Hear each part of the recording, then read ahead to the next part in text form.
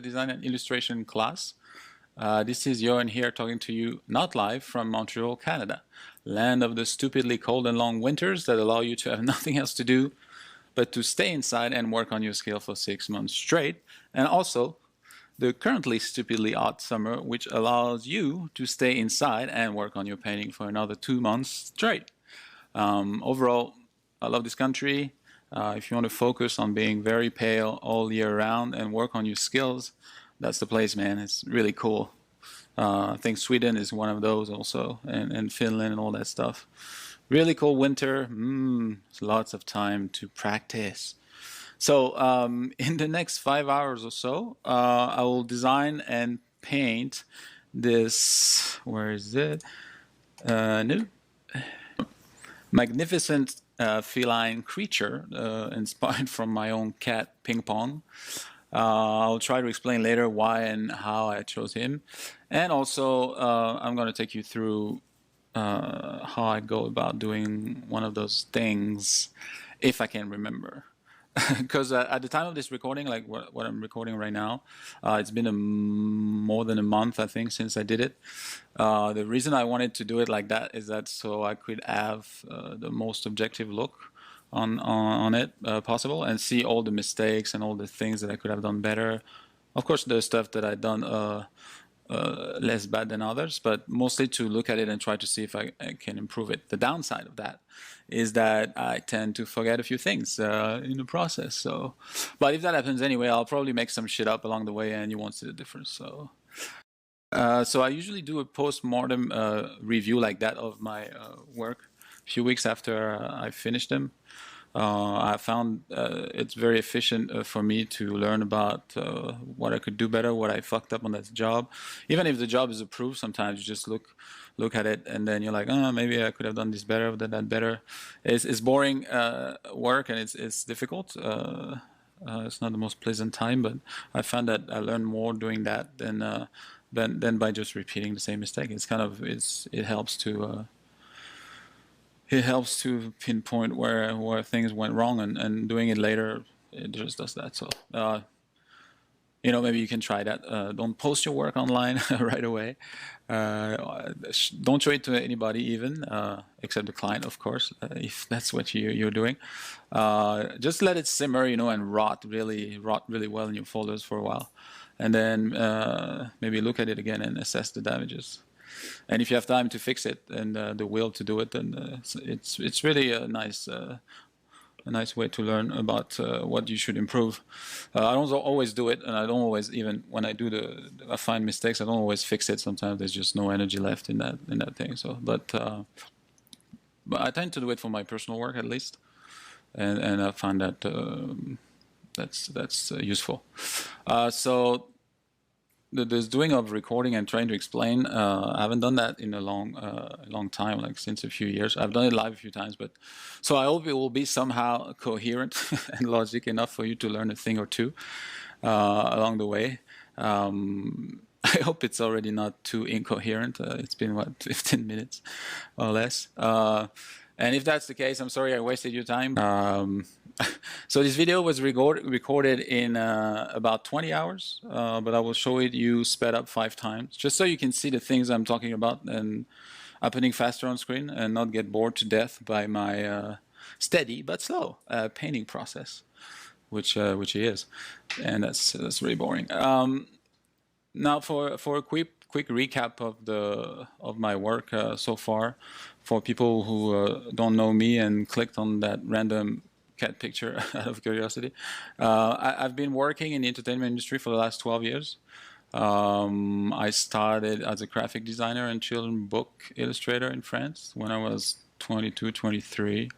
I did all sorts of jobs. And I traveled a lot also during my 20s. So especially I went to Australia, but then after that I got my first job at Gameloft in China.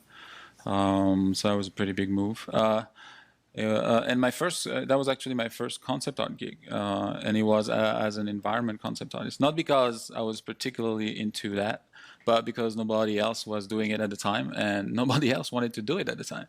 I was surrounded by characters, artists, and stuff like that, much more confident than me. So I was like, okay, I'm gonna do the environment thing, which I didn't mind. I mean, it was as interesting as me as the characters, and also I think as a start is a bit easier because it's a bit more abstract, and you can get away with a lot more environment than in character.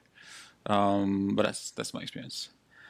So I used that time in that company to really learn everything on the job. Basically, I wasn't particularly good at anything when I started. And I could also say that I sucked at most things if I looked at it the other way.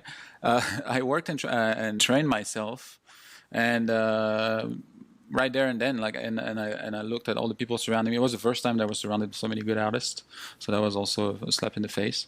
So it just kind of pushed me to try to, at least participate a little bit.